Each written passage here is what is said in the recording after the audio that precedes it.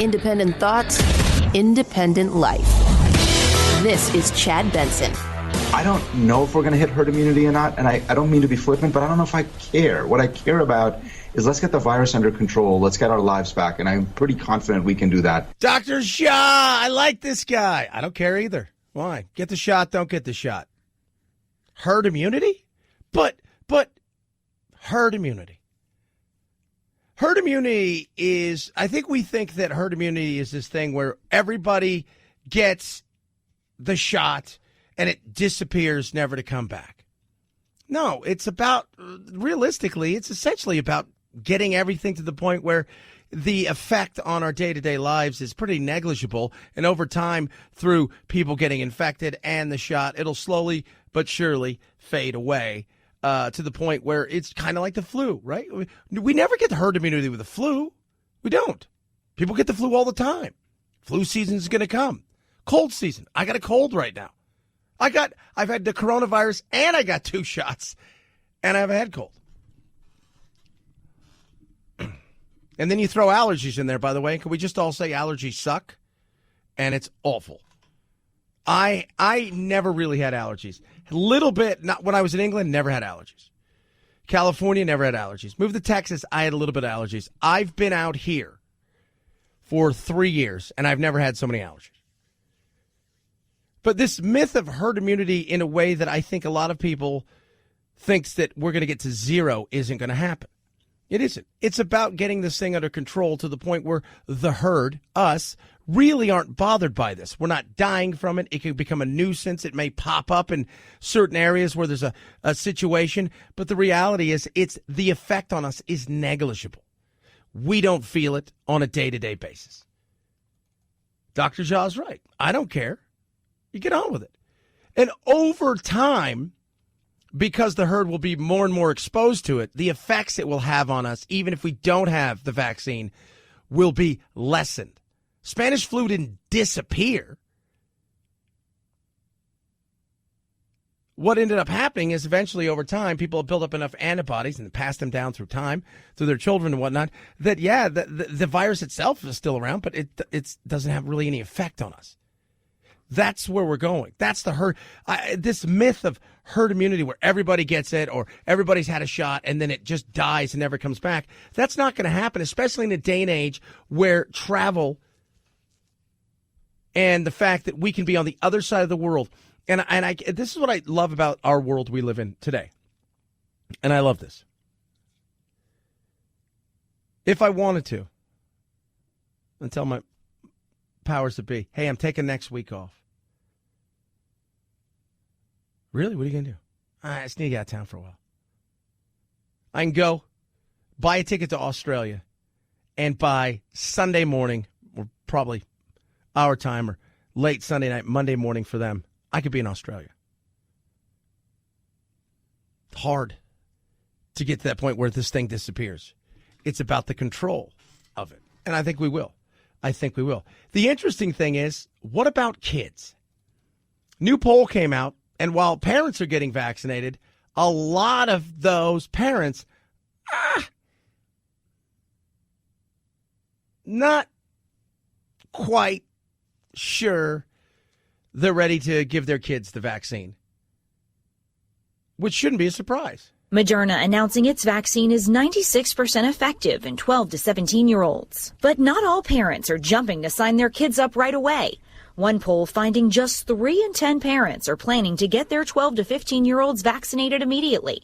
25% say they will wait and see how the vaccine's working. And nearly a quarter say they will not vaccinate their child. Yeah. To break it down in a different way, quarter say they won't. 20% say they won't unless the schools force them to. So you put those two together, and basically half of that 12 to 15 range, they're not getting vaccinated. That's not going to help with the herd immunity. And why that's, you look at something like that and you think to yourself, well, why wouldn't you get vaccinated? You would get kids vaccinated if they would have polio is different, right? There are certain things that are different. We know the data. We have seen the data. We understand what's going on with this. and children.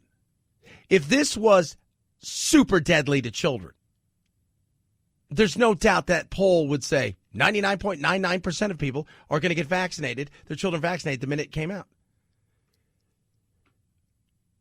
But people look around and they see the polls and they're like, well, it's not. In fact, you have a better chance of pretty much getting struck by lightning or eaten by a shark if you're under the age of like 18. So what's the point? It affects us more, right? So, but they could still spread it, not as much as other adults. But it just shows you the way that we're going to get to where we're going to go isn't going to be the conventional way that I think a lot of people thought about this. It will get the herd immunity. It's just not that kind of television show kind of herd immunity. But that is telling with the kids. And I keep telling everybody, it's like, oh, no. One doctor said, it's funny, it's interesting. So my other show I do, my on-air partner, his brother's a doctor. And he's like talking about how he's getting his kids this. And, well, why would you want to let your kids get sick? It's not even about that. Because other doctors tell you, yeah, it's okay for the kids to get sick once in a while. And we're not talking about the chicken pox. We're not talking about the measles. We're not talking about many of these other things that could really have a severe effect on a child's life. Well, couldn't this? Yeah, but so does the flu. How many kids get the flu shot? I never got a flu shot. I still don't get one. I never got one. I just never did. It was never my thing. My mom didn't get them. My kids don't. My kids don't get them. Jack maybe once in a while, and it's only at convenience, right? It's like that's so many of us. It's like a convenient. Like I was at a store and they said, "Would you like a shot?" And I thought, "Oh, I might get one this year." And we live in a different time, and these thought processes of the herd immunity, where the dark clouds lift, and then everybody's. It's not going to be that way. But what we are going to have is our life back the way it should be. Where we're not worried about, hey, somebody coughed over there, send him home, and everybody go get tested. We're not going to worry about the fact that, oh, so-and-so didn't wear a mask, so we should start a fist fight. It'll just be like it was before, and then we'll have another little thing to worry about. And that's kind of the way we've talked about this since the beginning. It's endemic, not pandemic, meaning it's not going anywhere. It's hard to get herd immunity in something that's not going to go anywhere. 323-538-2423 at Chad Benson Show is your Twitter. Tweet at us, text the program. Love hearing from every single one of you.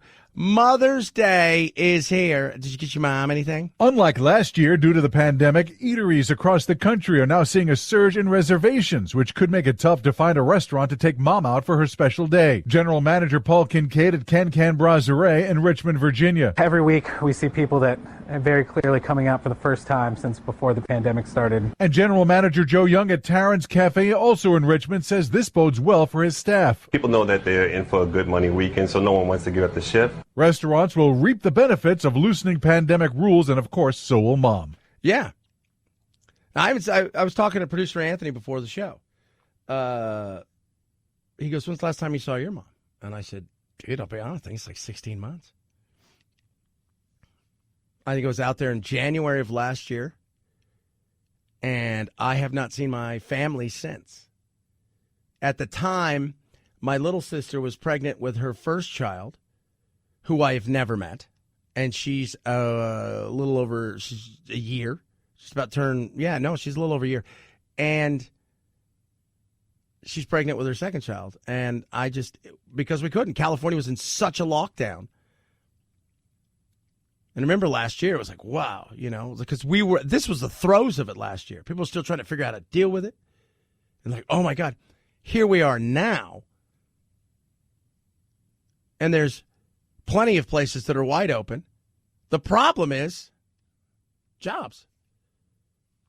Yeah, jobs.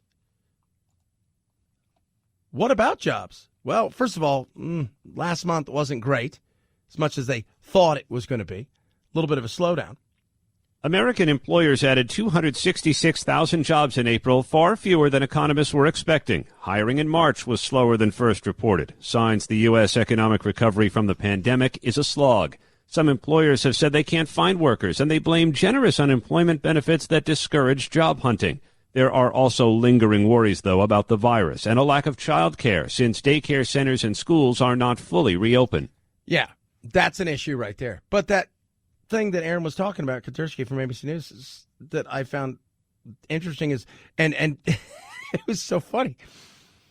Producer Anthony said to me earlier on our call, he goes, hey, I know that Biden says he's going to make, his thing's going to have 16,000 jobs. That's what they're going to create out of all of these things. And 16 million jobs.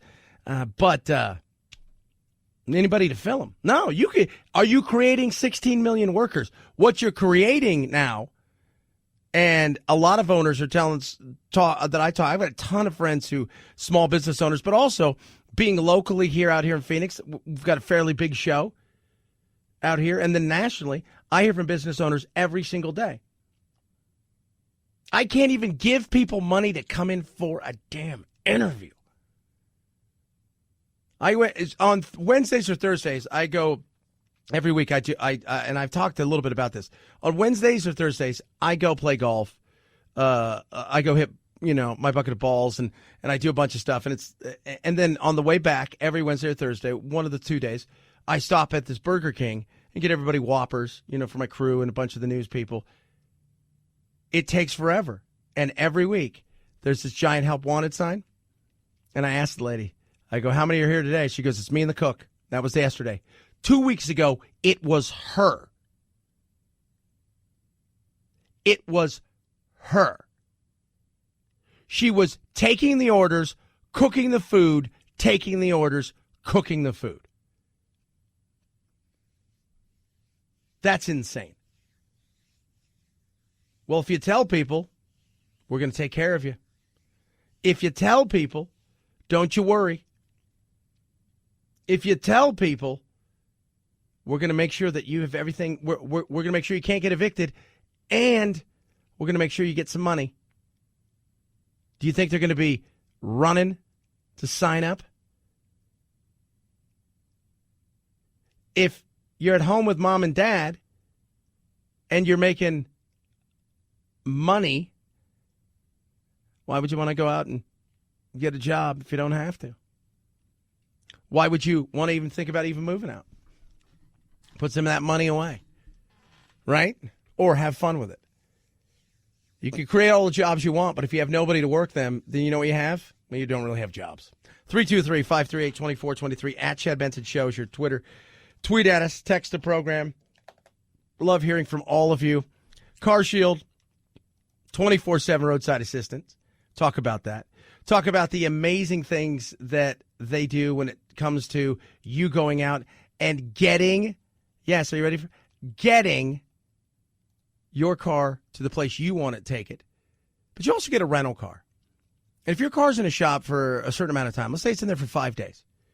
Right now, people are keeping their cars longer. Even if you want to get a new car at this point in time, it's really tough. There's just no inventory out there.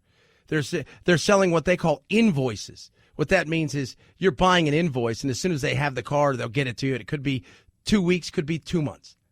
So people are keeping their car longer. So the wait's much longer. CarShield makes sure that you have a place where you can go get a car and keep it until your car's ready. And that right there is amazing. What are you waiting for? Protect yourself, protect your wallet, protect your car. Get yourself some CarShield. Plans start as low as $99 a month. Go to carshield.com, carshield.com. Use code Benson. That right there is going to save you 10% right off the top. That's carshield.com, carshield.com. Code Benson saves you 10%. A deductible may apply. Chad Benson Show.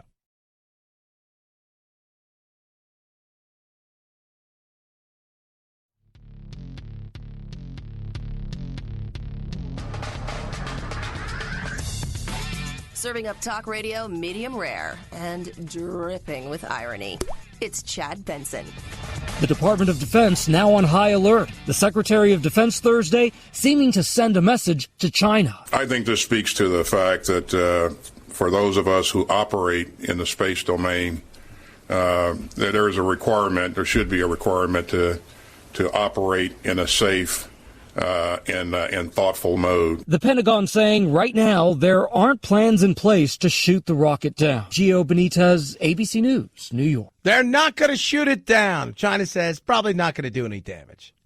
You know, when people talk about, look at what China's doing. They want to be the leader of the world. They want to do all of these things. And you know, they want the world to essentially be like them. And that they're going to crush us soon. You'll hear a lot of that stuff. Here's the reality of it. They're decades behind us in so many things. They're decades behind us. They are. And that's the one thing that financially, yeah, they've got huge, they're on our heels. And it'll go back and forth and back and forth. But when it comes to the military might, no, not even close. Have you seen some of their stuff, like some of their subs and things? Like this is, no, it's not. It's not even, it's like World War II stuff. Settle down. It's tumbling to earth. Then here, the other night, people were freaking out because people were looking up in the sky. And they were like, my gosh, what the heck is that? It was like Phoenix Lights Part 2. Their Starlink satellites blame Elon Musk. This is yesterday's launch, and this is what they look like. It's a whole tray of 60 tiny satellites at a time. Yeah, and that's this new project. I signed up for it, Starlink. It's not quite the microchip in the brain yet. We're getting there. But this is his internet. And this internet is supposed to, for all intents and purposes, once it's up and running in some areas. It'll give you essentially 100 up, 100 down kind of thing. Like through the roof when it comes. So anywhere in the world, you can be in the outback, hundreds and thousands of miles from anybody, and you'll be able to connect to the internet and zoom around on. That's pretty awesome. But it did look like aliens were invading. Different alien, Elon Musk, who may be an alien. We're not sure. Chad Benson Show.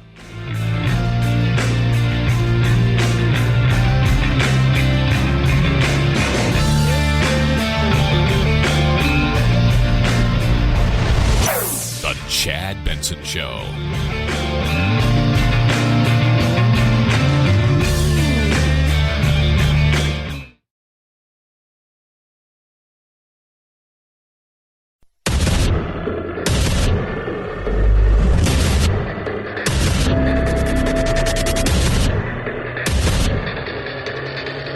Independent thoughts, independent life. This is Chad Benson. Jobs! The word is great, as a lot of people thought they were going to be. Well, about 266,000 jobs were created. I think a lot of people, especially the experts. And here's the thing. I think jobs could have been created. The difference is did anybody want the jobs? There are a handful of factors here that a number of employers have pointed to as issues with bringing people back to work. One being many employees are still fearful about the virus itself. They're afraid of getting sick. Childcare is a huge issue because schools in many places still are not in session. And then you have those enhanced unemployment benefits.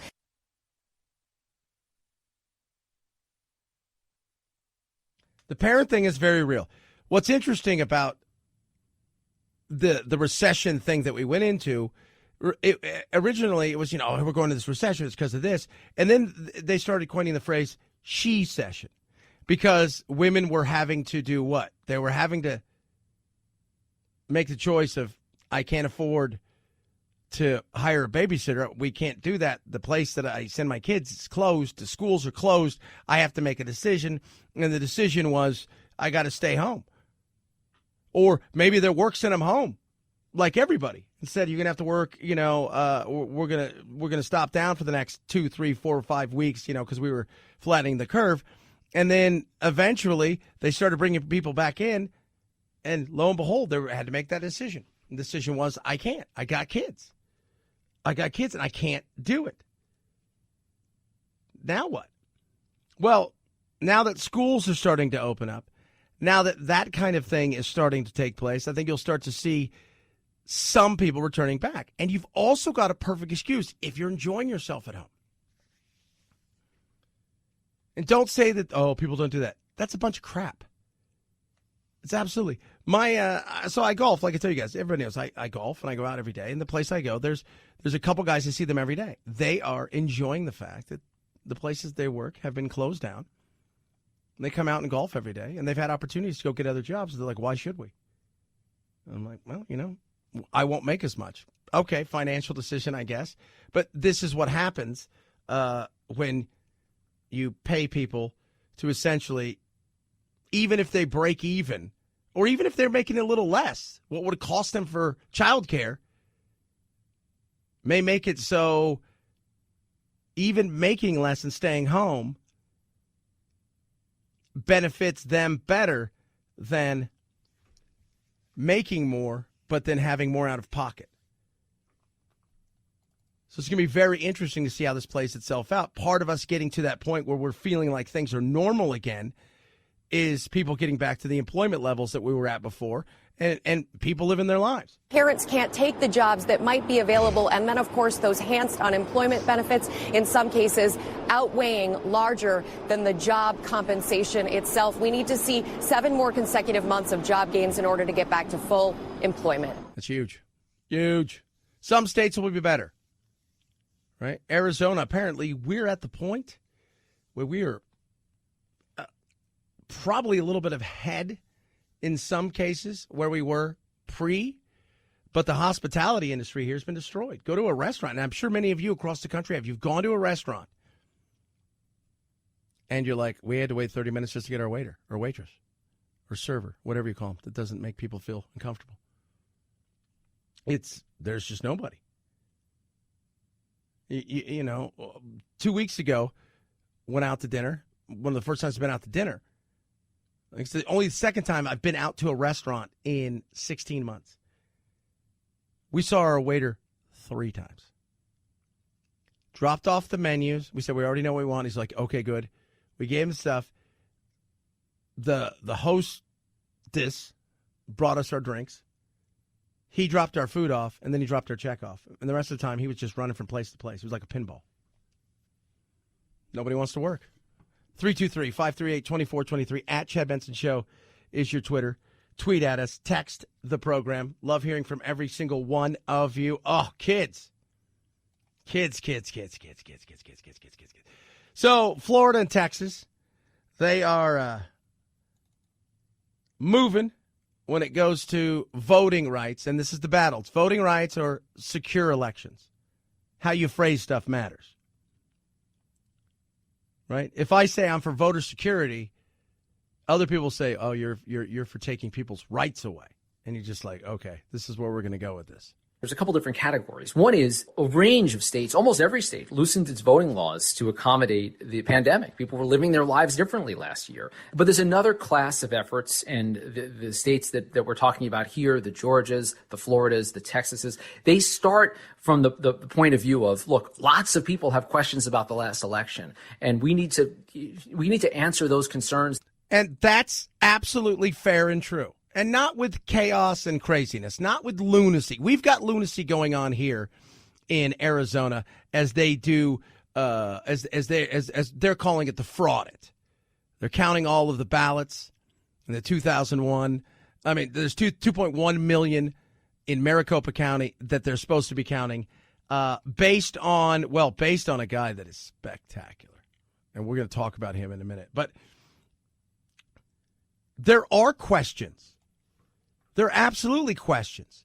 We, across the country, realized we were in a situation where we had to make some changes. They weren't supposed to be forever. They weren't. So the thought process is the things that happened last year when it came to voting that they had to put in place hastily. Well, those things, we don't need those anymore, right? We can get rid of those. We can call them back, which is fine. Now, are some states going a little bit further? Yeah, they are. Let's not pretend they're not. And that's their right to do it, by the way. Texas is signed. Yesterday you had Ron DeSantis. He was on Fox signing the voter rights thing, and Texas is signing their thing.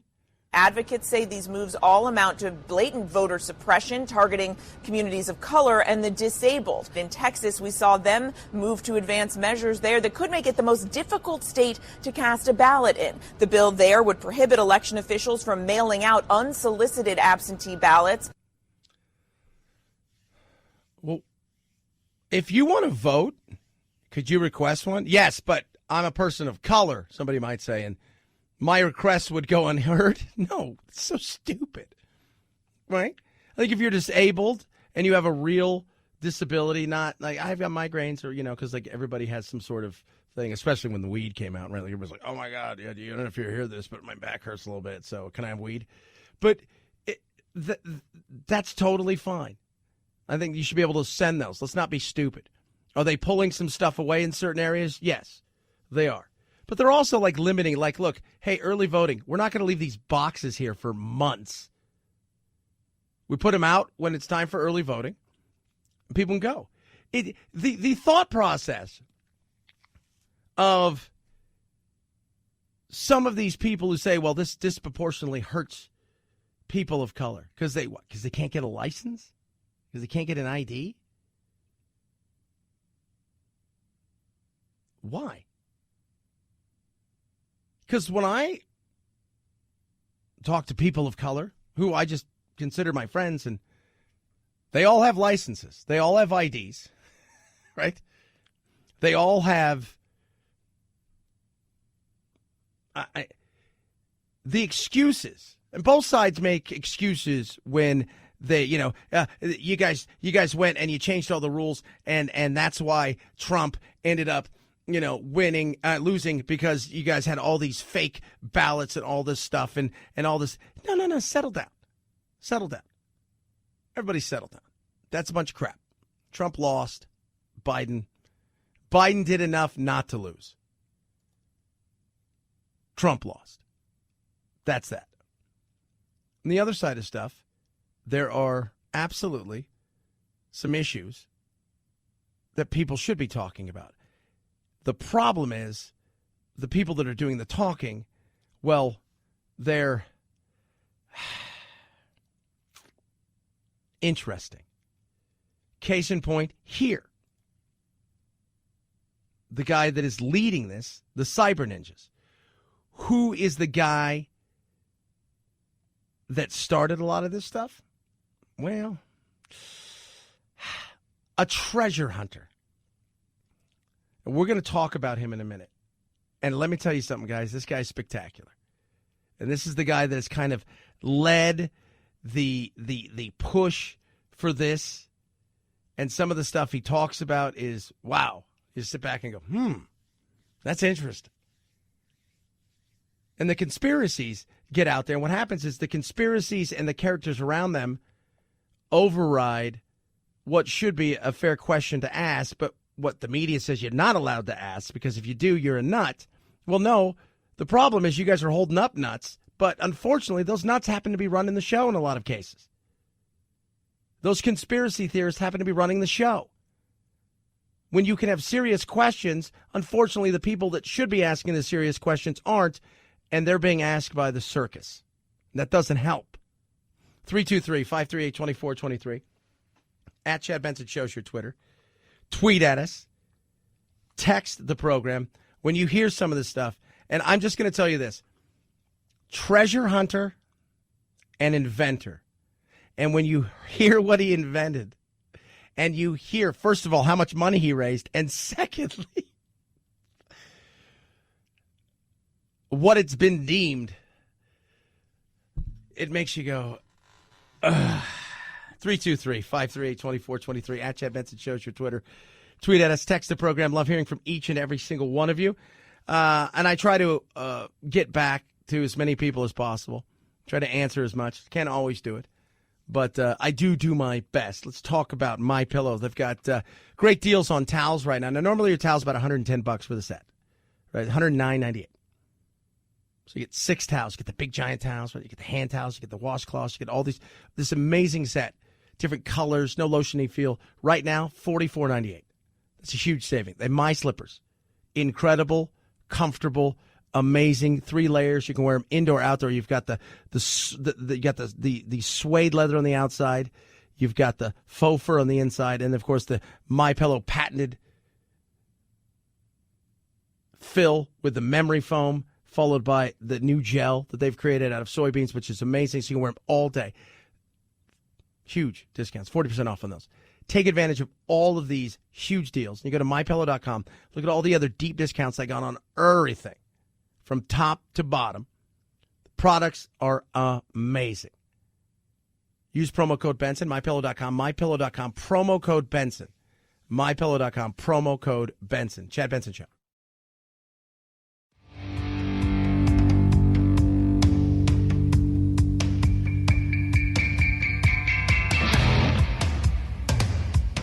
Irreverent? Yeah. So what? It's the Chad Benson Show. So we've got the audit/fraudit, as some people are calling it, going on out here because they're still trying to figure out about the election. And I think there are questions about things that we could absolutely ask. In particular, the way that some state legislators put some stuff in there, thinking this is what they, hey, we should do this. This is what's happening. Some of them, by the way, they did. It wasn't because of the coronavirus. They had changed some of the laws, and the Republican legislators did it pre-coronavirus. The problem was non-elected officials in some states did some things that they shouldn't do, and some have been reprimanded by judges, but it didn't go so far to say that I don't think the election was stolen. But I think there's some questions that could be asked. So here they're doing the audit. And the reason they're doing the audit is pretty simple, right? Because, there's a guy. There's accusations that 40,000 ballots were flown in.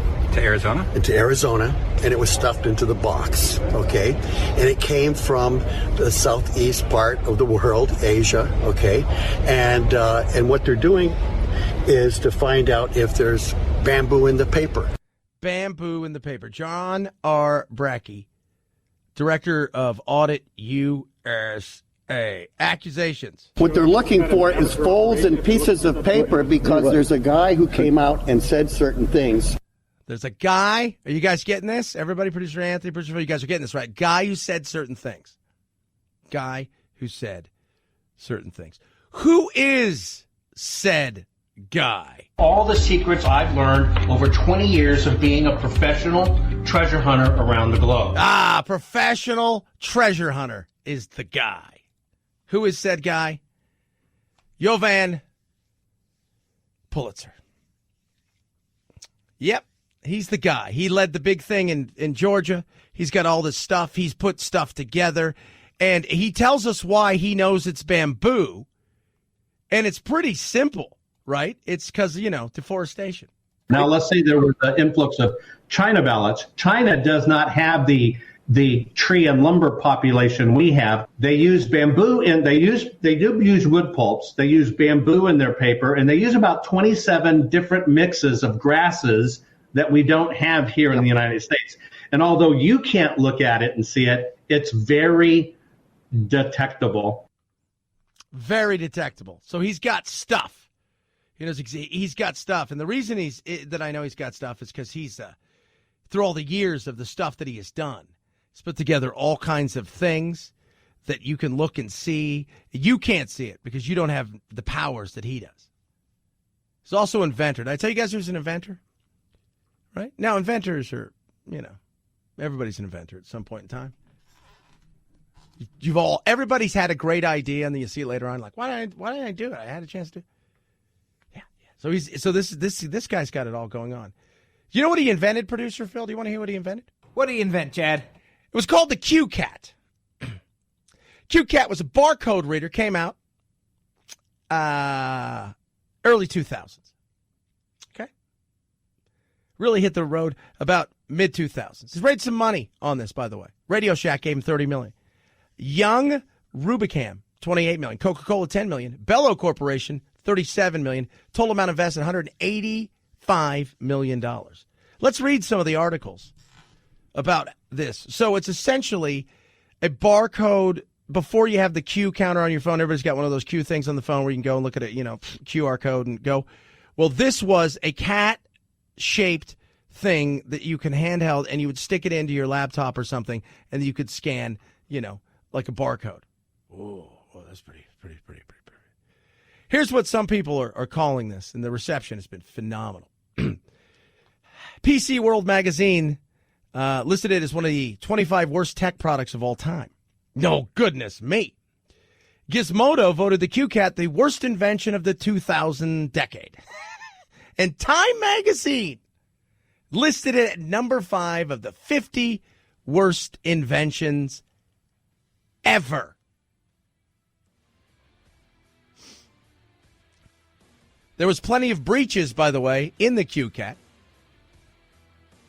where people were going and having their QCat breached so the data could be taken and sold and stuff like that. It's phenomenal, kids. It's phenomenal. That's the people leading it. When you have serious questions, you don't send people to lead the show who you think, I don't think they're serious enough to do this. That's just a me thing. Chad Benson Show. This is the Chad Benson Show.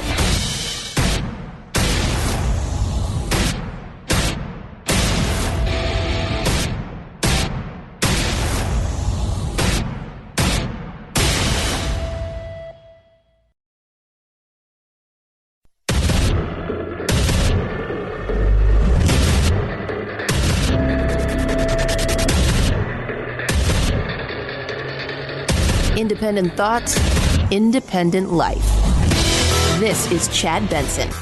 President Biden today delivers remarks on the April jobs report. 266,000 jobs were added last month, far short of the 1 million that economists were projecting. The unemployment rate ticked up to 6.1%. Jobs were added in leisure and hospitality, local government, and education. The president was in Louisiana Thursday to push for his American Jobs Plan, a $2.3 trillion infrastructure proposal that the White House says will be a major job creator, with projects across the nation to repair roads, bridges, and other critical needs. But will anybody show up for the jobs? That's the problem as we start to get ourselves back to pre-pandemic feelings, pre-pandemic confidence, pre-pandemic life. Jobs are available. But does anybody want the jobs? They expected a lot more. They expected more jobs to be created. It didn't happen. Well, why is that? Well, a lot of different reasons. Just wasn't a thrilling report. Economists believe that in the month of April, we added about 1 million jobs. Well, it turns out we only added 266,000 jobs, according to the official report from the government. And in some areas, jobs were even lost in the month of April. Retail, warehousing. Some areas like that lost jobs, while areas like leisure and hospitality did recover more than 300,000 jobs. That's not good. They weren't even close, right? Like, this wasn't even close. We added 1 million jobs. Oh, my God, that's great. Wait, what? 266. Check those numbers again. That's it? That's not 1 million. I'm not good at this job. It wasn't even close. Now, there's a lot of reasons for it. A lot of reasons. Many of you who are employers know it's tough finding people to want to come to work. It is. Especially if, they can make about the same or maybe more. There are a handful of factors here that a number of employers have pointed to as issues with bringing people back to work. One being many employees are still fearful about the virus itself. They're afraid of getting sick. Childcare is a huge issue because schools in many places still are not in session. And then you have those enhanced unemployment benefits. Yeah, there is a lot of issues. But it's not great. This was not something that I think people thought they were going to see. The big question now is, as the economy reopens, as the stimulus works its way into the economy, why aren't we seeing more job creation, the kind of job creation that analysts expected at this point in time? You've incentivized a lot of people that would take those jobs who lost those jobs. Let's be real. Who lost jobs in the pandemic? Moms lost jobs. Why? For some, they looked, their husbands, their partners, or their single moms, they had to make a choice. What went from flattening the curve to maybe the kids will get back to school to kids are going to be learning at home, and the places they could send them, they were closed down too, so they had no choice. That's why they called it the she session. Plus, people, I'm going to say this, it's going to sound horrible, a lot of those jobs that were lost weren't super high-paying, super skilled jobs. People who are able to work from home got to still work from home, right? A lot of these, you can't be a server at your house. That industry got crushed. The travel industry got crushed. What are you going to do? I'll take your bags at my house, and we're not going anywhere. There were a lot of things that just went, but then people got comfortable. They got a little bit of money, right? They knew they were going to get kicked out of their homes.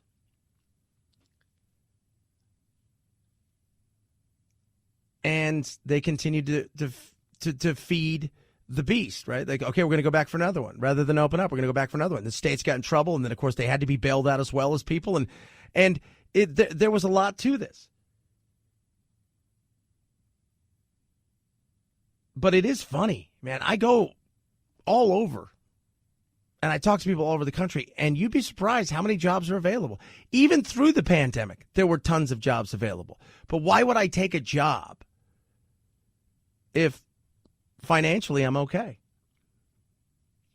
Or in some cases better. You probably wouldn't. You probably wouldn't. And because everybody else was in the same position that you are in a lot of cases, you're not, there's no embarrassment. There's no feeling like, well, no, there was just, I'm going to do, we're all in the same boat for a lot of people. So it's going to be interesting to see how this thing plays out. We're going to need, another 7 months to get back to where we were pre-pandemic wise, nationwide. Some states will come back faster than others. And then as far as us coming back, I love this. This is Dr. Jha when talking about herd immunity. I don't know if we're going to hit herd immunity or not, and I don't mean to be flippant, but I don't know if I care. What I care about is let's get the virus under control. Let's get our lives back, and I'm pretty confident we can do that. Yeah. Herd immunity? We're not going to reach it? Well, herd immunity, let's talk about what herd immunity is. So I think we think that we're going to get to this herd immunity where the thing just disappears and it's never going to come back. That's not going to happen. This is endemic, not pandemic. The flu never just doesn't show up. No, it's here. And we've said, and my phrase, and people, you guys laugh at me, we got to learn to live with this thing, through this thing, around this thing, and above this thing. And that's what it is. So I think we need to take the herd immunity side of things off. Well, we're at a point where we're getting close to reaching that herd immunity level where it's negligible. Hospitals aren't pressured. We're at the lowest levels we've been in, 7, 8 months? More people are getting vaccinated, even though that's slowing down. And it'll be a tick up here. You'll see a flare up here, there. But I don't think we're going to get back to that point where we're going to be, oh, my God, I got to shut everything down, unless there's some sort of variant that is just off the charts. So herd immunity, I mean, I look at this and I say we're pretty much there in the ways that we can be. And think about this. As far as adults go, the people that can be vaccinated, we're pretty much closing in on that. Now it's up to the kids. And will people get the kids the vaccination? Moderna announcing its vaccine is 96% effective in 12 to 17-year-olds. But not all parents are jumping to sign their kids up right away. One poll finding just 3 in 10 parents are planning to get their 12 to 15-year-olds vaccinated immediately. 25% say they will wait and see how the vaccine's working. And nearly a quarter say they will not vaccinate their child. Yeah. Out of those, that 25%, so you're moving them, right? We're putting them over there. So then you've got this 20% that really aren't going to get the kids vaccinated unless their school's making them get the kids vaccinated. And I think you're going to see fights there. Parents have some concerns. It's funny because parents, and this is me. I have a choice, right? My son doesn't. If I want to make him go get vaccinated, he's going to get vaccinated. He's 10.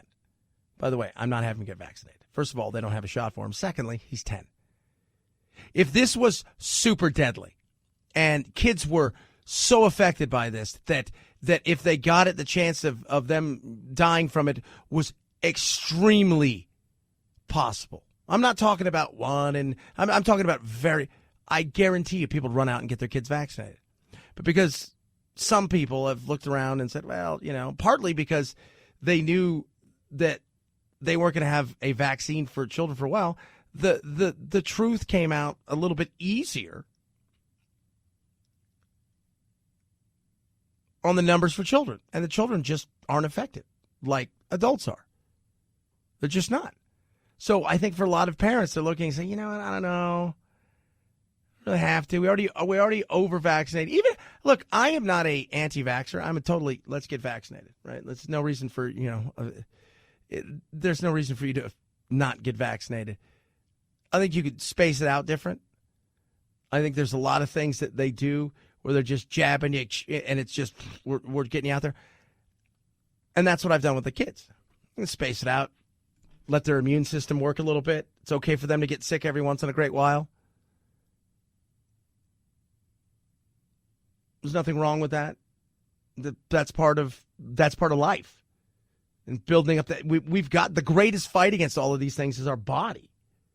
So parents have concern. And the other thing is, I think parents have concerns over a lot of things, including what's it going to do for, some of this stuff they're worried about long-term effects. I'm grown. I made the choice. This isn't going to stunt my growth. This isn't going to stop me from having puberty. And that's a lot of what people are worried about. The people who are waiting, who want to do kind of around the fence, who want to do wait and see, they'll jump off that fence and get their kids vaccinated over time because they'll see that these vaccines are both incredibly safe and really do make a big difference in protecting people. Yeah, and I think a lot of people will. I think they will. When Jack gets a little bit older, like if his mother came to me and said, I really want him to get it, and I can understand why. Her sister, his aunt, she had a double lung transplant 4 years ago, I think this June. And there's always that worry.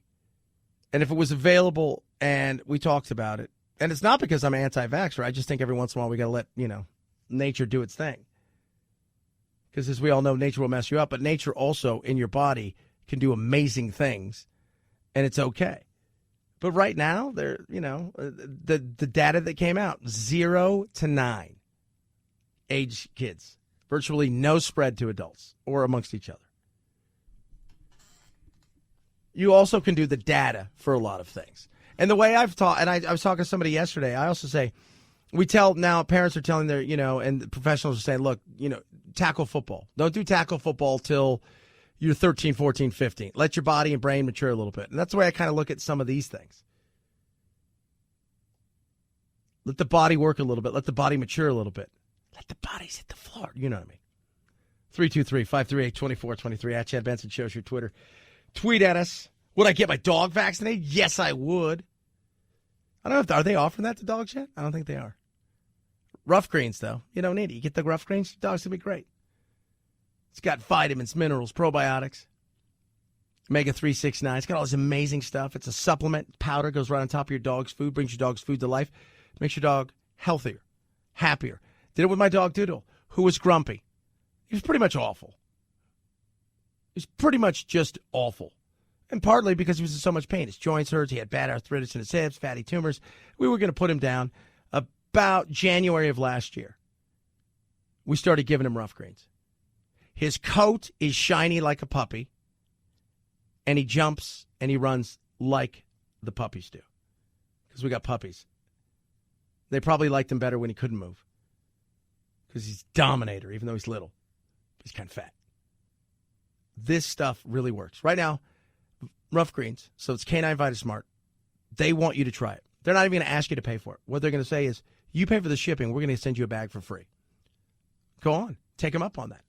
ruffgreens.com/Chad. ruffgreens.com/Chad. Put them to the test. If they're willing to, why not? It's free. You pay for shipping. ruffgreens.com/Chad or call 833-MyDog77. Rough Greens makes any pet food better. Chad Benson Show.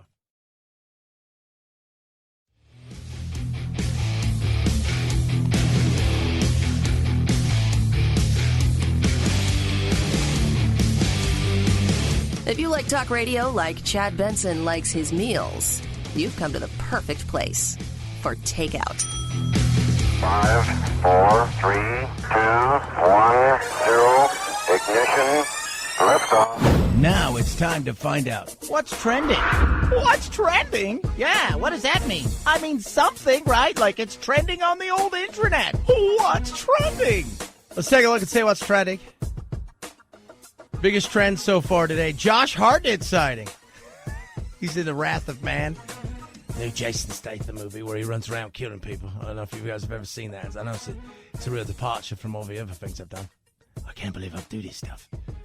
Yeah, so we have a Josh. People are like, is that guy looks familiar? Like did you do something like the late 90s, early 2000s, and then you were abducted? Yeah. Sit. Floyd Mayweather. Jake Paul, chaos, their first press conference. Over 1 million searches yesterday. Nurses Day, 200,000 searches.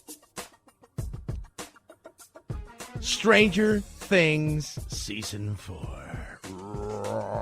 There was a tease. There was a tease yesterday. Very interesting. Right there. Rigby Middle School, 6th grade girl suspected of shooting. I like it. We all saw it. We're pretty much sure you did it. I know we got to call you a suspect. Some of that stuff that you say is just insane. It's like, well, we got to call you that. We know you did it because we have film. Why? Still no reason in Rigby, Idaho, why she did it. No life-threatening injuries. 3 people were shot. Eventually, a teacher took the gun from her. She's like, she's in 6th grade. This is, what are you doing? Where'd you get the gun? Why'd you do it? Luckily, nobody was killed. Head on over to Twitter. Lots of Twitter stuff going on. We're all arguing over something, right? Van Morrison's got a new album. What? The rocket, the Chinese rocket. 23-ton rocket will be crashing to Earth this weekend. So look up in the sky every once in a while just to make sure. Because we know if you got hit by that, the Chinese would blame you for breaking their rocket. Somehow that would be your capitalistic, free, evil ways. Oh, yeah, I could totally see that. Totally. 323-538-2423 at Chad Benson Show. Here's your Twitter. You can tweet at us, text the program. Federal indictments have come down for the 4 officers in the death of George Floyd. The 3 other officers haven't gone on trial. They're going to go on trial this summer, and they faced the same charges as what Derek Chauvin got. So these are federal indictments, and this is about Floyd's constitutional rights. So we'll see what takes place there. I expect, I would not be surprised if the other 3 guys eventually plead out. But they're going to stand trial together. So that'll be very interesting. But that's not for a while. 323-538-2423 at Chad Benson Show. That's your Twitter, kids. Chad Benson Show.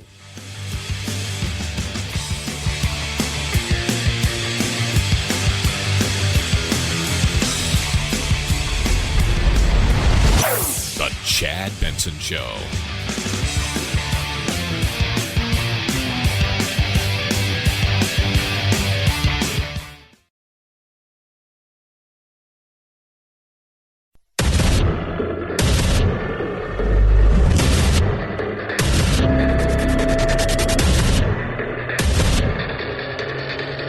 Independent thoughts, independent life.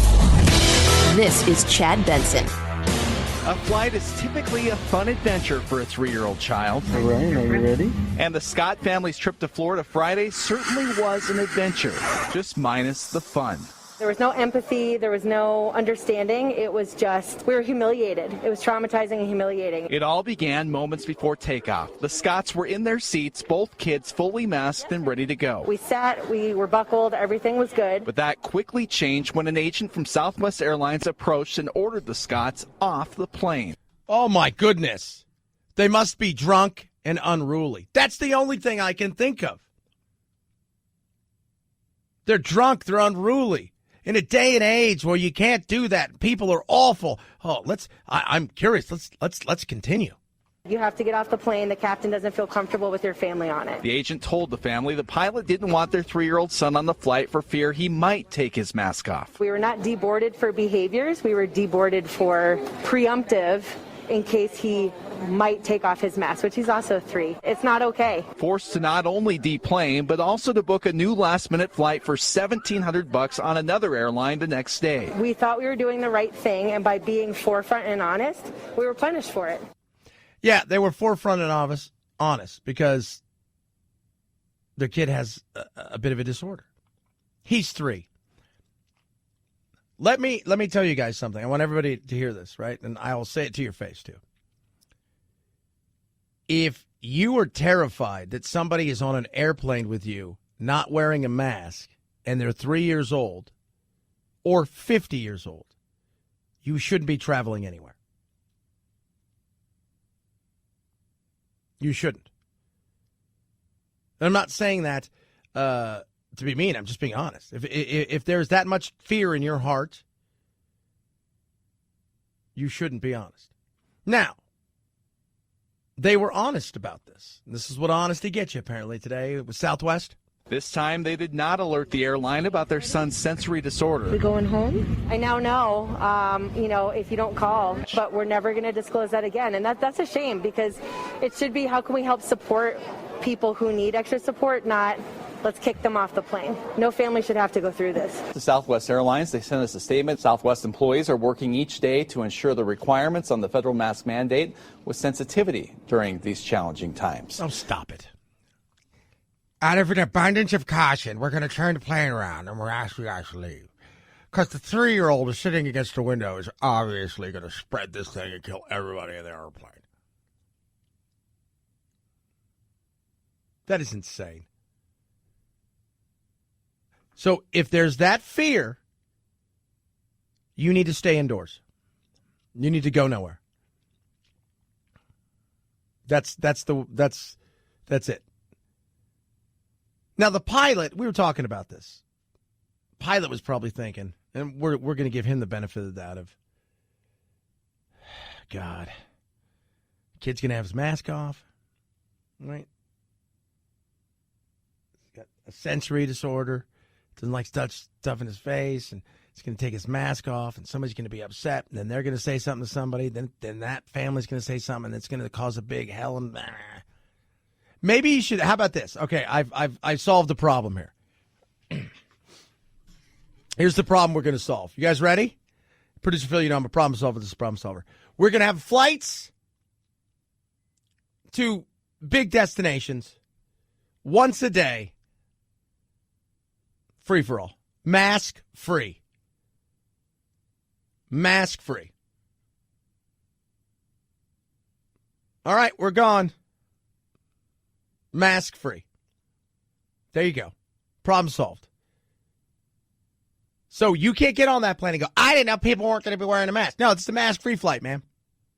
It's mask free. This is free for all. Free for all Friday. Mask free. We're going mask. We're going to naked face.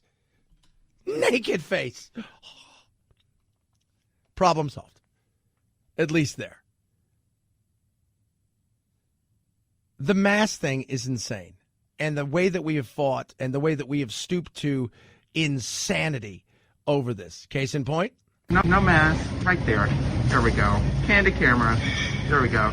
I want you to know that your insensitivity is ridiculous. I no longer have grandparents due to this virus because of people like you who don't want to wear a mask in the store. It's ridiculous, actually. It's insensitive and it's disgusting as a human being for you to show so much privilege to all of these people.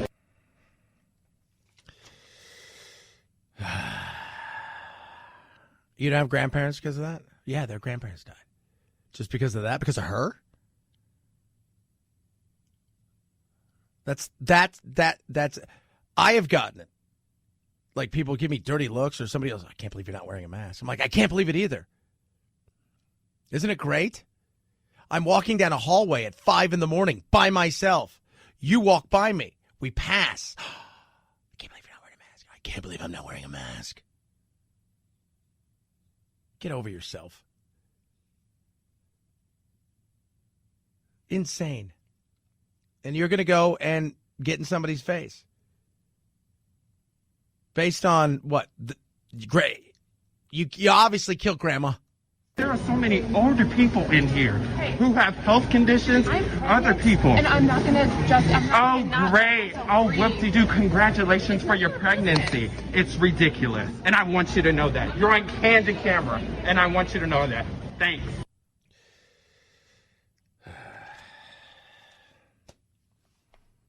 That's a person right there that will fight going back to work. That's a person right there that will get vaccinated, and if Dr. Fauci told him you have to wear 4 masks, he's gonna 4 masks and a pillow, and then he's gonna wrap a mattress around him, and then he's gonna that's settle down. That's the insanity. That's where we've gotten to. You want to confront? It's nuts. By the way, if you want to wear a mask all the time forever, that will always be your choice. For ugly people, sign up. I'm kidding. Or am I? Now we go to the other side of it. With the insanity of people who are anti-mask at all cost.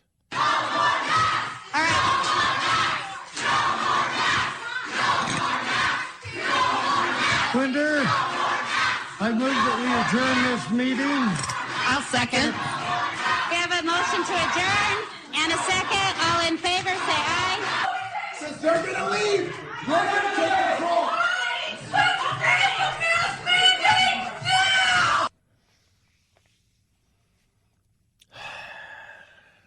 It's Utah. There's an anti-mask school board meeting. So you had one person who basically told the woman she had privilege for not wearing a mask because it was her choice in a place where she didn't have to because they've taken away the mask mandates, but he feels he needs to butt in. And then you have the other people who feel like, how dare you tell us to have our kids wear masks? That's the one thing about my parents. My mother cared about school. She cared about learning and education.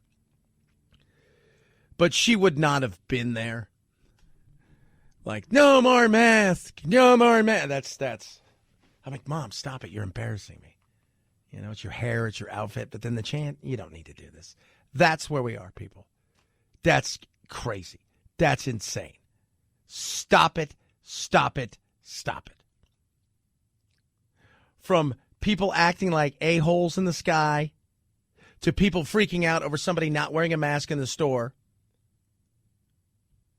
to people who think that you know, the school board says that we're going to wear a mask, and some of the stuff's stupid.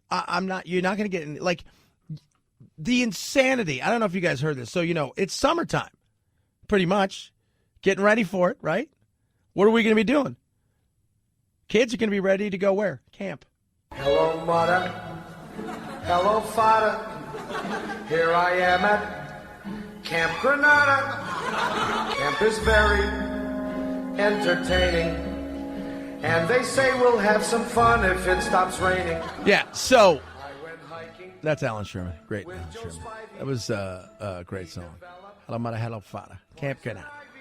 So, the CDC and everybody has come out with, these amazing, incredible, awesome what you can and can't do at camp if you're a kid. And it's nuts. The CDC guidelines right now for kids in summer camp say masks must be worn at all times, even outdoors, by everyone, including vaccinated adults and children as young as 2 years old, and campers should stay 3 feet apart, even outdoors.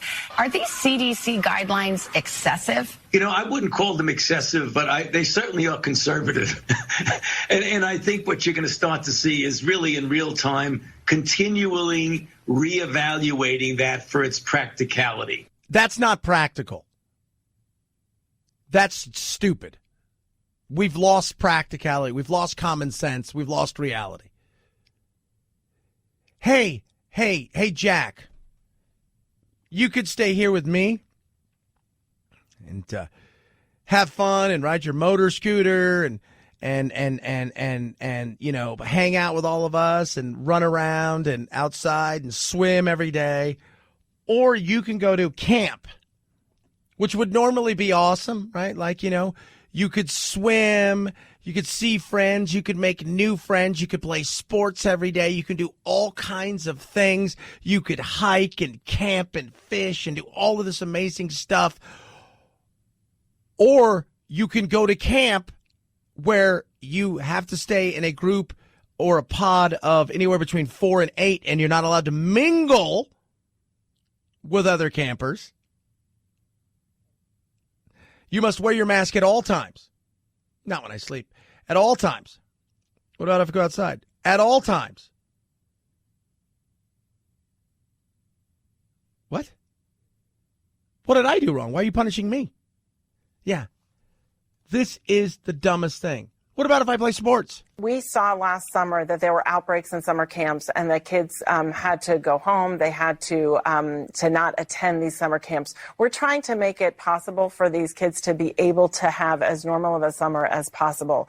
If people are playing tennis and they're far away, we can say that their masks can come off. But if they're crowded on a soccer field, they're on top of each other, they're heavily breathing, we don't really think that's a good idea right now. These are kids who likely will not be vaccinated. CDC Director Walensky. So I have to wear a mask if I play sports. We have to be in small, tiny groups. If I play tennis and I want to take my mask off, I can do that. You remember last year, the whole thought process is that they were telling everybody, if you play tennis, so let's say Phil and I are playing. So producer Phil and I are in a tennis match. I have a set that, like, you know, you open a can and you take out your tennis balls and you get like 3, and then he would have a set of 3. Those would be his. I'm not allowed to touch those with my hands. He's not allowed to touch mine because stupid. Point, and doesn't the advantage of kids being able to do things, more things, doesn't that outweigh the very low risk? Not all outside is the same. So outside playing tennis, outside swimming, all of those things where you're far apart from one another. If you have a group of 10-year-olds crowded trying to get over a soccer ball and they're all breathing heavily, I think you need to wear a mask because, yes, there's decreased infection risk outside. But if you're all breathing heavily on top of a singular soccer ball, that has the potential. And we've seen a lot of outbreaks associated with youth sports. Yeah, totally. Because that's what when I was a kid, like 12, 13, all my friends would get around and we're like, right on the ball. That's why we can't have nice things. That right there. Stupidity. People will buy it. That guy's like, you over there, lady. Privileged, not wearing a mask. You killed my grandparents. It's people like that buy into all this stuff. You can be courteous and cautious without being an idiot. But apparently you have to choose a lane. 323-538-2423 at Chad Benson Show's your Twitter. Tweet at us, text the program. Let's talk about Raycon's best earbuds around. Love my Raycons. Whether I'm golfing, I was doing some editing last night. Put my Raycons in. Love them. Noise isolating fit, new soft gel tips that go in, several colors to choose from, 45-day happiness guarantee, and a price that you cannot beat. 6 hours of talk time. So let's say you buy the others. The big, oh, this brand here is great. And, oh, wow, that cost you $300. $400. What do you get for that? Nothing, really. Nothing. Nothing like what you're going to get with Raycons. 45-day happiness guarantee with a noise-isolating fit, with no stems, no wires, rechargeable case that is awesome. 6 hours of talk time. You will love these. And the price starts well under $100. Go now, buy. Summer's here. You want to look cool? You want to look hip? You want to get that beach body / pool body? You want to be working out? These are the things we're talking about. Raycon. Buy Raycon.com/Chad. Buy Raycon.com/Chad. Buy Raycon.com/Chad. Chad Benson Show.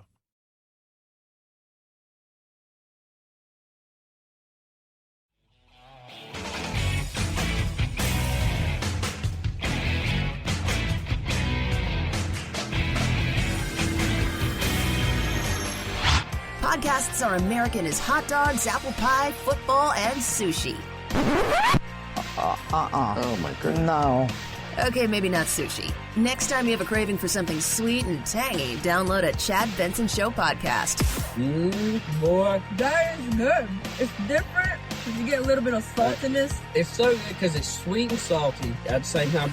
Get a taste on iTunes, iHeart, or Spotify and binge to your ears' content. Oh, yeah. You're listening to The Chad Benson Show.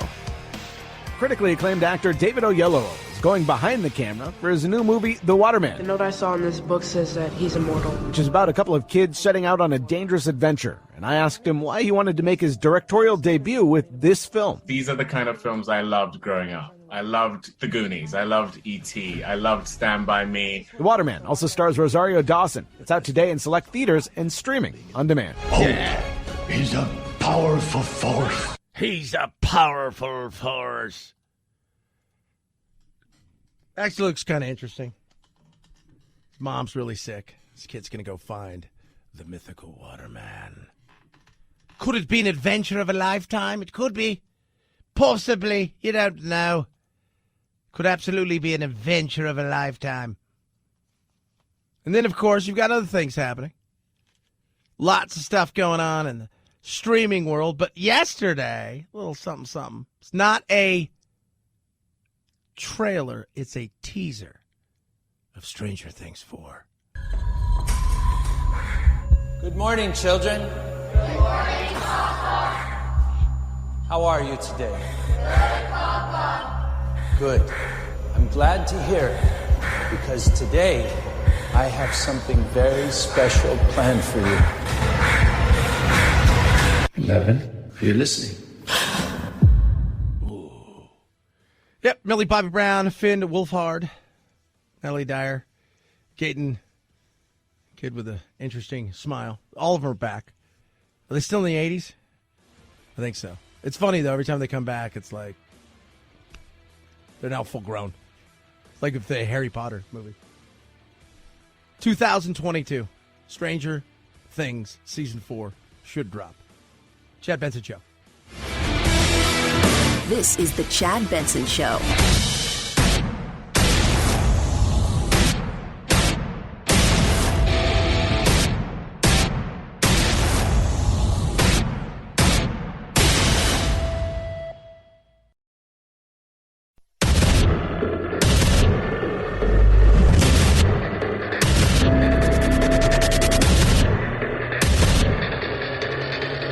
Independent thoughts, independent life. This is Chad Benson. The indictment accused the 4 former Minneapolis police officers of violating George Floyd's federal civil rights, including his right to be free of unreasonable force. The indictment also said the 4 former officers saw George Floyd lying on the ground in clear need of medical attention and displayed what the indictment called deliberate indifference. In a separate indictment, Derek Chauvin was singled out for violating the federal civil rights of a then 14-year-old black teen in 2017. Yeah, so federal charges have been handed down to the 4 officers, Derek Chauvin and the other 3. The other 3 still have yet to go to trial. They're going to go, I guess, trial together in June. They face pretty much the same thing that Derek Chauvin faced, and the reason for that is because in Minnesota, for sure, you know, when it comes to murder, they're going to be charged as accessories, and they'll face the same potential punishment. So we'll see how that plays out. But these are the federal charges. So remember, like Rodney King, it's the best. I mean, the best you can do in a situation like this is you have to go to the things that you recognize that have some similarities. Rodney King. The 4 officers were acquitted of technology. They were then charged with violating his civil rights, of which 2 of the officers were acquitted. The other 2 ended up doing time. Will this add to it? Will this be a situation here where, of course, I mean, you know, the Derek Chauvin's we already know he's going down for a while, and they still have to have conversations with the juror who was part of the kerfuffle over the last several days, saying that, you know, and he'd went to a Black Lives Matter march, but it really wasn't. It was more about Martin Luther King, and he's got to go and talk to the judge and the prosecutor because he lied a little bit on his questionnaire, which, you know, most people don't think they're going to throw it out. And there's a possibility of that, but I wouldn't be surprised if they find more stuff down the road that they might think about that. But right now, I don't think it's going to be thrown out. And these are whole separate charges. These are the feds. This isn't local. This isn't state. These are the feds. And by the way, Fed time is real time. You can go to prison, state prison, right? So you go to state prison, you could be out in a bit, right? You do Fed time, you're going to do pretty much most of that time. So it'll be very interesting to see how this thing plays out. 323-538-2423 at Chad Benson Show is your Twitter. And part of that is the fact that what happens to these other 3 officers? Does that play a role? If these other 3 officers, do they acquit 1? Do they acquit 2? Do they get all 3 guilty? How does that play? Do they turn on each other even though they're going to be together? It's going to be a very interesting situation with the way that this thing plays itself out. And, you know, I mean, do I think they're guilty of murder? No. I see them being more, honestly, federally in violating his civil rights than I do of them being charged with murder or assault or the things that they were charged with. I see that more than, you know, on the federal side of things with his civil rights than that. And then Chauvin was charged with another separate one for an incident that happened earlier with a 14-year-old. 323-538-2423 at Chad Benson Show is your Twitter. Tweet at us, text the program, the jobs. So here's the jobs thing, because jobs are important. I think we can all agree with that. Getting our lives back to quote-unquote normal is extremely important. A lot of people lost their jobs. We saw a massive, massive fallout once the pandemic hit, but it was really kind of a weird thing. The upper side of things, the upper middle class, people that could work from home because they had certain kind of jobs, their lives outside of working from home and a few other things really didn't change. And in many cases, it actually improved in some ways. Service industry got crushed. A lot of middle class kind of gigs were even though they may be back, they came back slowly. People really suffered. There was, you know, we've seen, you know, food lines. And I was telling you that, you know, last year, the food line by my house. So every Tuesday and Wednesday last year for about 6 months, they were doing food giveaways for people. Now, normally they do it like once or twice a month. And there's not a lot. If you could just drive in and drive out kind of, there wasn't a lot of people there. There are people waiting in line for a mile or two, snaking through my neighborhood. Some of those jobs have come back. People are still on the back foot, but I think a lot of people expected, they're seeing the numbers come down for unemployment, people filing unemployment. I think they expected these job numbers were going to be huge, and they did predict like 1 million jobs created. The U.S. economy generated 266,000 jobs last month, well below expectations. Wells Fargo senior economist Mark Vittner said the jobs are there. There's no question that there's an abundance of job openings, and the demand for labor is clearly there. So there's really a question of what's holding back folks from re-engaging in the labor market. He spoke of a combination of things. Offices are just reopening, so it's hard to set up interviews. There are generous unemployment benefits, and last month people may have spent more time searching for a COVID shot than a job. Yeah. Offices are slowly starting to open up. I thought we were going to be open here. But here's the other side of things. Unemployment is very, very big. Not all schools are opened up yet, so some people are having to make a choice that they're going to stay on unemployment or they're going to they're fortunate enough that they don't have to work potentially. Maybe if their spouse makes enough to at least get them through a situation like this.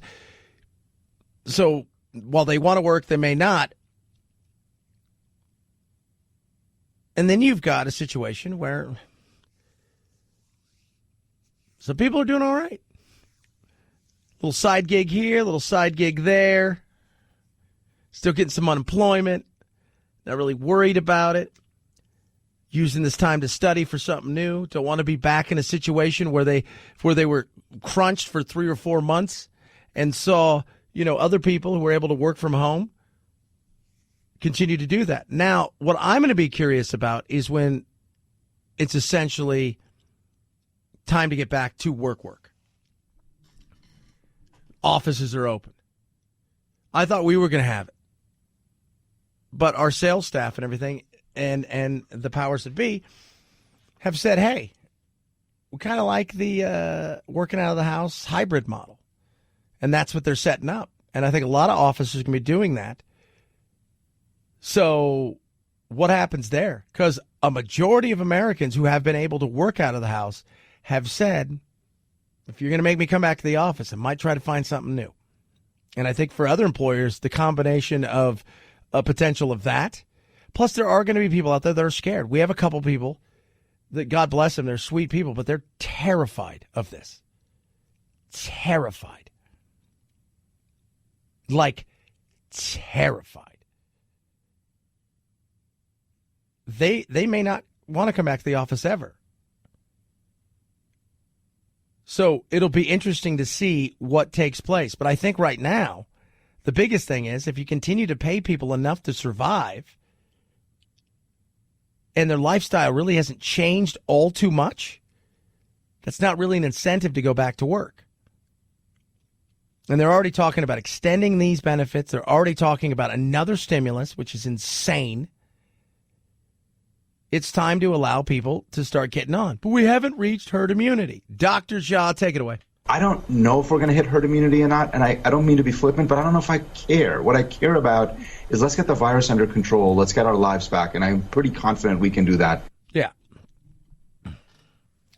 But we're not going to get herd immunity. Herd immunity is going to come in a way where through infection, through vaccines, and time, we're going to get to the point where we have what we would consider herd-ish immunity. We don't have herd immunity with the flu. It comes back every year. This thing's endemic, not pandemic, meaning we're going to have to learn to live with this thing, through this thing, around this thing, above this thing. It's here. We're at the point now, I think most of you I talk to, you're ready, you're living your life. You're not afraid. You're going to restaurants. You're doing stuff. And for some of you, you've been doing that the whole time because you don't care and you think that this thing's a joke. For a lot of other people, you were cautious and you were conscientious about other people and you did take it somewhat serious but you're also at the point now where I don't want to wear this damn mask anymore. I've got the vaccine. It's time to get our life back. And we're heading there. And for adults, we're kind of at the herd immunity as much as we possibly can be. There's that group of people that aren't going to get vaccinated. You've had a lot of people that have already had it. And then you've got people that have taken 1, if not 2 shots. And they're just now getting to the point where they're thinking about the kids and, Pfizer and, BioNTech have applied to, I guess, emergency authorization for, 12 to 15-year-olds.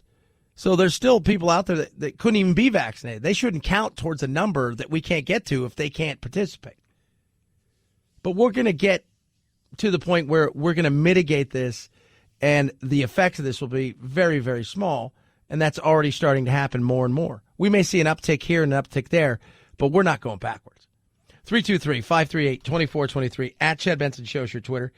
Tweet us. Now, in saying that, there could always be some sort of variant, but I can't live my life based on there could be.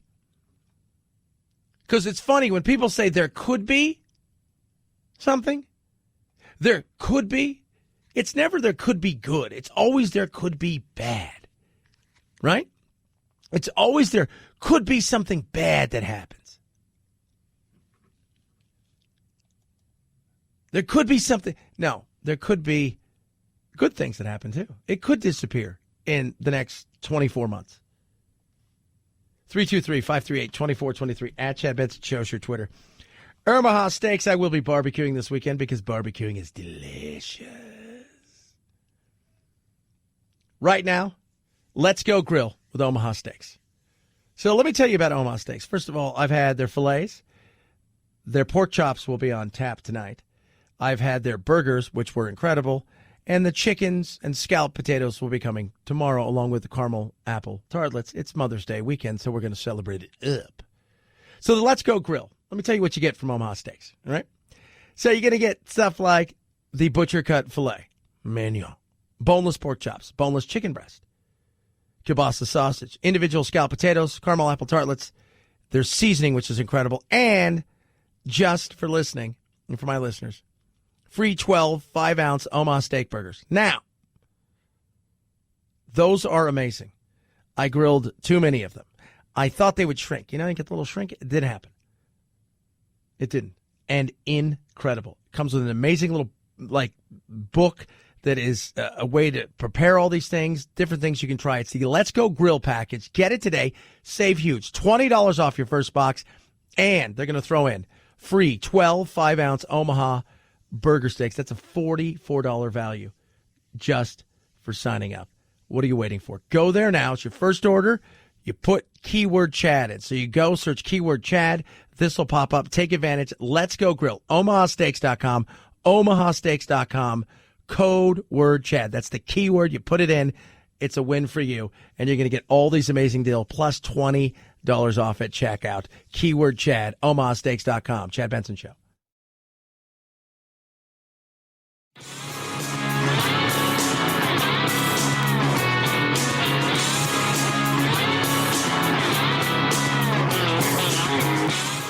You stink like fear and white male privilege to me. I do often out myself verbally as a gender. My pronouns are they, them, and I'm proud to be a gender. Are you stupid? What? Are you kidding me? Not a great way to use your white privilege. Some people get it, some people don't. You're listening to the Chad Benson Show. I mean, how worried should we be, this 20-ton chunk of rocket? Well, like a bat out of hell, this 20-ton rocket of the Chinese Long March 5B rocket is tumbling out of control, and it could hit anywhere as far north as New York City or as far south as New Zealand, and that's a huge part of the Earth's surface. Now, chances are it's going to land harmlessly in the ocean, but it could even land right here at CNN headquarters, right on top of our head. We simply don't know where it's going to land. Yeah, made in China. If you're worried about whether or not China's going to catch up to us, they got a lot of financial power, that's for sure. Their economy is booming. It's easy to do that when you have slave labor, by the way. That's not very nice, Chad. Throwing it out there. In saying that, a lot of other stuff, technologically wise, they're far behind. And militarily wise, they're far behind. This is not the first time this has happened. So this weekend, make sure you look up in the sky as a just in case. And it's traveling at 18,000 miles per hour, like a flaming meteor from outer space. It's going to light up the sky. And this is the second time it's happened in 1 year. Last May, another Chinese a Long March rocket burned up over the Atlantic Ocean. So remember that the great powers used to do this regularly, but 30 years ago, they decided it's too dangerous, and so they very carefully deorbit their space junk. The Chinese are simply playing catch-up to the West, and I think they're just being very careless, allowing their booster rockets to burn up over somebody's backyard. Could you imagine if something crazy happened and it landed like in New York City or somewhere? Could you imagine what that would look like? My God. People would freak out, as they should. China would be like, well, that's your fault for living there. That's not very nice, Chad. Just being honest. I think we know them. Like, we know what they would say. And I'm not talking about the individual human beings over there before you freak out. I'm talking about the government itself. That's what I'm talking about. 323-538-2423 at Chad Benson Show is your Twitter. Guess what VP Harris is doing? She's talking some immigration. It is in our country's mutual interest to provide immediate relief to the Northern Triangle and to address the root causes of migration. You and I have discussed before an understanding and a belief. Most people don't want to leave home. Climate change. That's what I'm going to say. It's climate change. Climate change. It's all about climate change. Together, we can make progress and we can create and build a sense of hope for the people of the Northern Triangle. We'll see. Somewhat pretending to care about immigration. We'll see. I doubt they're going to do anything. 323-538-2423. At Chad Benson Show is your Twitter. Bikini Moms fight. No, it's not like that. Chad Benson Show.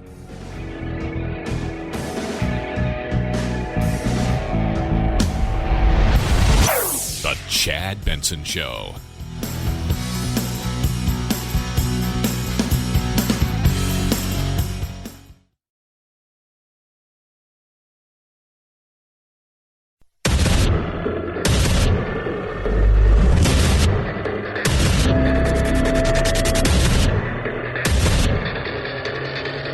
Independent thoughts, independent life. This is Chad Benson. Imagine going to the beach, right? You're having fun. You're enjoying yourself. You go to the beach. What do you wear? You wear a tuxedo? Probably not. Full pants? Why would you do that? No. You wear a bikini, right? If you're ladies and you feel like, hey, you know what? I can knock this thing out. Guys, you're wearing your shorts, right? Maybe some of you want to wear Speedos, a little European style. Not all bods are built the same, though. I just had the worst experience in Hawaii on the Big Island. So I lay down at this spot that's right off the road, and this family that's getting out of their car sits down like kind of close to me. And the mom starts saying to her boyfriend, no, I can't have that. That's not okay with me. And I look up and she's looking at me. So I ask if there's an issue, and she says she doesn't want to be seeing my butt and lady parts. Well, maybe we do. Who are you to say no to? By the way, it's bikini. It's nothing crazy. But I love how she told her boyfriend that. Because he was what? He probably threw her a look. Which then made her comfortable. Probably because she was a hausfrau. This is my bathing suit. Pretty freaking normal, right? I asked her what the issue was and what I needed to cover because she was with the kids, so I was trying to be respectful. And she just said that she wanted me to leave. I was in her way. So I got up and left, and she said mahalo, and it ruined my day. I would have stayed right there and done yoga right in front of the kids. Chad. Why do you have to ruin that for all of us? Why do you have to ruin that? Why do you have to ruin that? She didn't do anything wrong. She's on the beach enjoying herself. Why do you have to do that? I could never in my life tell somebody, hey, you make me uncomfortable because you're wearing a bikini. Or, hey, dude, you make me uncomfortable because it's, around my girlfriend or my wife or the kids. Why does she have to leave? Let's take a vote. Hausfrau? Kind of hot chick in a bikini. Anybody? Anybody? That's not very nice, Chad. And probably her kids threw a little bit of a glance, too. Mommy. She's kind of cute. 323-538-2423 at Chad Benson Shows your Twitter. Tweet at us. Text the program. It is Mother's Day weekend. Reservations through the roof, of course. There's a reason for that. Unlike last year, due to the pandemic, eateries across the country are now seeing a surge in reservations, which could make it tough to find a restaurant to take mom out for her special day. General Manager Paul Kincaid at Can Brasserie in Richmond, Virginia. Every week, we see people that are very clearly coming out for the first time since before the pandemic started. And General Manager Joe Young at Tarrant's Cafe, also in Richmond, says this bodes well for his staff. People know that they're in for a good money weekend, so no one wants to give up the shift. Restaurants will reap the benefits of loosening pandemic rules, and of course, so will mom. Yeah. So, Mother's Day. How do we even have Mother's Day, right? How did we get here to Mom's Day? Early incarnations of the holiday, like modern holidays, Mother's Day didn't quite just come out of the blue. The ancient Greeks and Romans dedicated festivals to the mother goddess, Rhea, and was it Cybele? 16th century, England gave rise to Mothering Sunday, during which the children would make a pilgrimage to their family church, a.k.a. their mother church, on the fourth Sunday of Lent. The mother of Mother's Day, as we would know it, is Anna Jarvis, who wasn't actually a mother herself. She organized the first observance in 1908 to honor her own mother, who had died 3 years earlier. She said it wasn't to celebrate all mothers. It was to celebrate the best mom you've ever known, your mother. But in 1914, President Woodrow Wilson named Mother's Day an official holiday. So that's how we got here. Now, is it really Mother's Day, or should it just be Birthing People Day? Every birthing person is empowered and feels safe. Birthing people. All pregnant and birthing people deserve to be treated with love. Health equity for Black birthing people is attainable. Mothers and babies and birthing people are important. Systemically shift the way we approach health care for birthing people. Birthing people. And birthing people. For all birthing persons in Louisiana, for birthing people during the postpartum period. Protect birthing people. Thank you, and I yield back.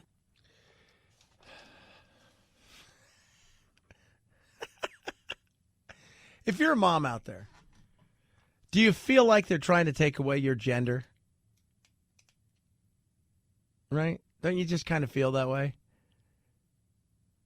It's the dumbest thing in the world, birthing people. Watch those commercials. This will not work if you were assigned female at birth. The hell does that even mean? Assigned female. Well, let me tell you what it means, because there's 744 million genders. Okay? Birthing people, assigned genders. My goodness. This is why we can't have nice things. This right here. One of the reasons we don't have nice things, this. That kind of insanity. That right there. That lunacy. You're like, yeah, that does seem weird. Birthing people. My goodness. 323-538-2423 at Chad Benson Shows your Twitter. Tweet at us. Text the program. What if you decided, hey, you know what? I'm going to get on the freeway and drive backwards. I'm not sure if I'm seeing this right, but this car's driving in reverse. When we shared this strange and startling video last week of a car cruising backwards at 45 miles an hour on State Route 16, you gotta be kidding me. One of the people who saw the story was the driver. Yeah, it was me. I'm Nathaniel Grayson, and I'm the infamous drive backwards on the freeway guy. Nathaniel Grayson can laugh about it now, but when you actually hear what led to this. My life was like in danger, so.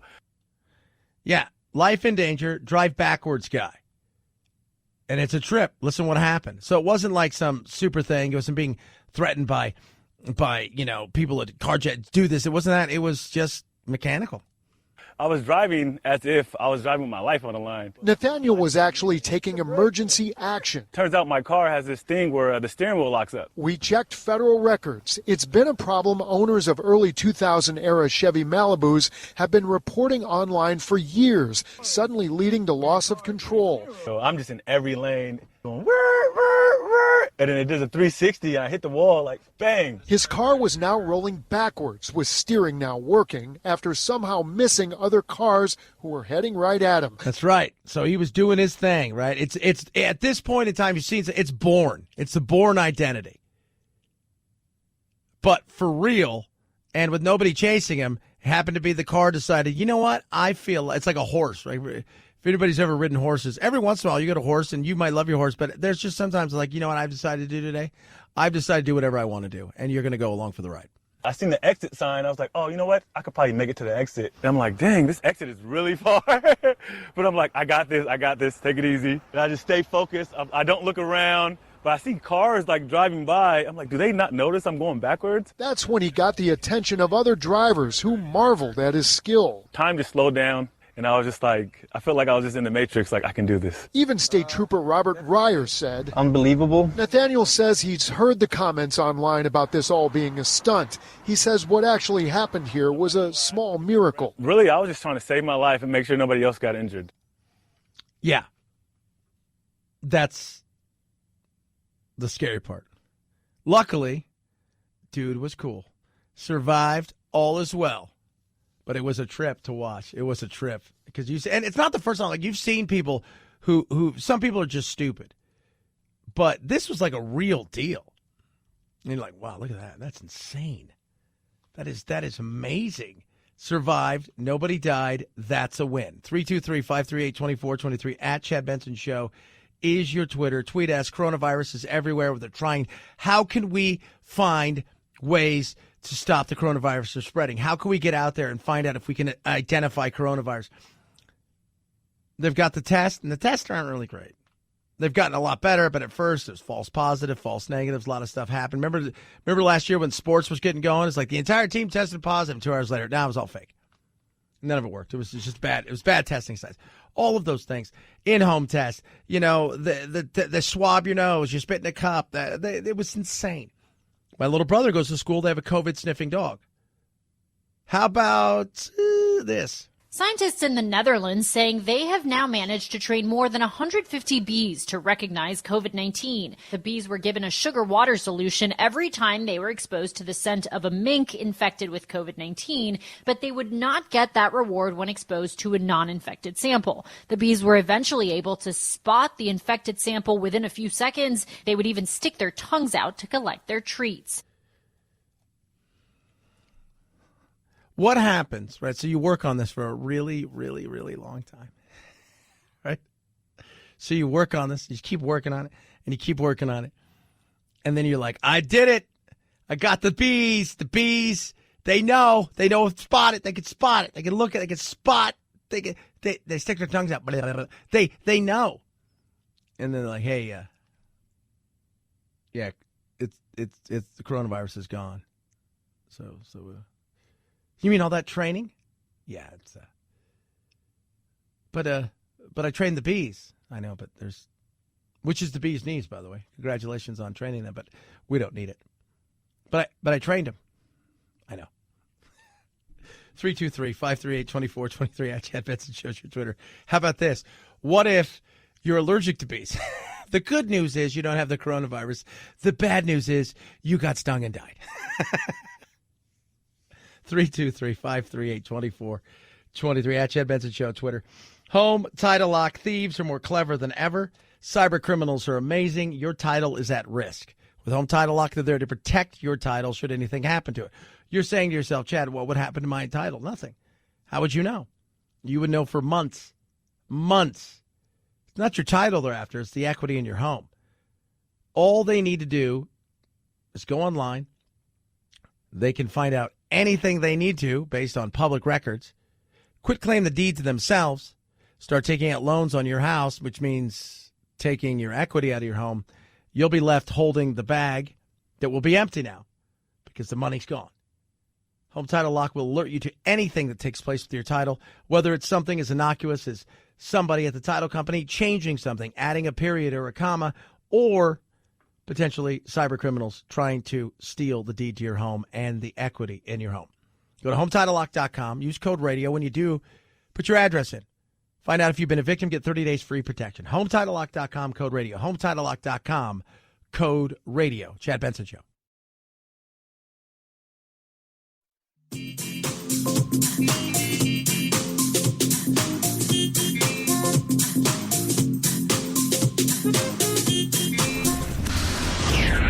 I usually don't get into politics. As an ordinary suburban housewife, I feel a little disrespected. I teach my children not to name call. You are a blabbermouth! Come on, man. Guys, can we please keep the chatter to a minimum? Chad Benson. Dogecoin. You guys like Dogecoin? You know what that is? Yeah. It's cryptocurrency. Cryptocurrencies are everywhere. Cryptocurrencies are all over the place. They're popping up. Part of the thing about cryptocurrencies is it's not regulated. It's essentially a way to live your life, kind of doing whatever it is you want, to control much more of the financial side of things, to have it's that this is like a libertarian and conservative's dream, right? Like this is what it's all about. Hold on a second, though. Wouldn't be government if we didn't say, we need to regulate this. In testimony to the House Financial Services Committee, SEC Chairman Gary Gensler hinted there could be a need for more regulation of cryptocurrencies like Bitcoin. Right now, there's not a market regulator around these crypto exchanges, and thus there's really not protection against fraud or manipulation. Many investors have piled into cryptocurrencies as their values have surged so far this year. The SEC is the government agency in charge of regulating trading on Wall Street. And so that's how they get him. We want to regulate, not regulate the trading of that. Try to regulate the cryptocurrency in and itself. Because it's about, remember what we've always talked about here when it comes to government. If you came up with the greatest thing in the history of the world today, the absolute best thing ever, government would come in, find a way to regulate it, over-regulate it, double, triple tax it, make it less effective and more expensive. Therefore, taking it from the greatest thing to something else. That's why the whole thing about cryptocurrency is it's not the kind of currency that there is no. It's the web. It's crypto. You're not supposed to be able to regulate, see into it. You're not supposed to be able to figure that. That's it, right? We have blockchain. We have all of these things. It's all about not being regulated in the sense that nobody's watching over you. There is no, like the International Monetary Fund's not involved. This is not one of those things, but they're figuring out a way. They'll do it. You just give them a chance. They will figure it out. I'll tell you what. 323-538-2423. At Chad Benson Show is your Twitter. Tweet at us. Let's see what Dogecoin is doing today. Do you think it's going to get to $1, Phil? I hope not until I can invest my money in it. Yeah. Let's take a look at Dogecoin. It's up 12,000% overall. So the big ones are obviously Bitcoin. Ethereum is big. Dogecoin, is it Beyonce Coin or Beyonce Coin? The new one? So it's still hovering in and around that like 70-cent range. That's huge, though. You put just a few bucks in, be surprised. I was talking to my Uncle Paul last week. He threw some cash into it just for a laugh. It's like, yeah, I just threw a couple bucks, like literally a couple bucks just goofing around. He goes, I got like $1,800 right now. I'm like laughing. He goes, man, I should have. I said, I know, right? But you didn't. 323-538-2423 at Chad Benson Show is your Twitter. You can tweet. You can text. Solid fun week. We got through the week. We did it. We did it. Give that credit to you guys. Fought through my voice and my nasalness today, a little bit of allergies, a little bit of a head cold. Got through it. Time to relax and enjoy it. To all the mothers out there, to my mom, Jack's mom, my betrothed, and the little ones and everybody, you guys just have an amazing, incredible weekend. That's it. Just enjoy whatever you want. Was it 40% of moms say they want to do what? They want to stay in bed all weekend? Guys, kids, you do that. Wait on them hand and foot. Do what you need to do. Because they're moms. They're not birthing people, whatever they called them. Have a good one. Be safe. We will do it again on Monday. This I promise you. Night, night, Jack.